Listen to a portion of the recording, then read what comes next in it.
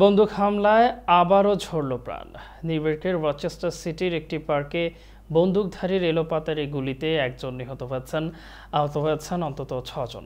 ২৮ জুলাই সন্ধ্যার দিকে এই হামলার ঘটনা ঘটে। পুলিশ জানায়, পার্কের ভেতর হঠাৎ কয়েক রাউন্ড গুলি ছোড়া হয়।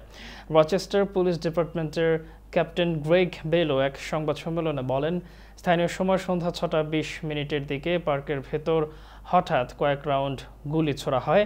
খবর পেয়ে দ্রুত ঘটনাস্থলে পৌঁছে বেশ কয়েকজনকে আহত অবস্থায় পড়ে থাকতে দেখে নিরাপত্তা বাহিনী। তিনি বলেন, পুলিশ ঘটনাস্থলে পৌঁছলে বেশ কয়েকজনকে সেখান থেকে দৌড়ে পালিয়ে যেতে দেখে। গুলিবিদ্ধ নিহত ব্যক্তির পরিচয় এখনও প্রকাশ করা হয়নি। আহতদের মধ্যে একজনকে আশঙ্কাজনক অবস্থায় হাসপাতালে নেওয়া হয়েছে। হামলাকারীদের ধরতে অভিযান শুরু করেছে পুলিশ। তাৎক্ষণিকভাবে হামলার কারণ সম্পর্কে কিছুই জানা যায়নি।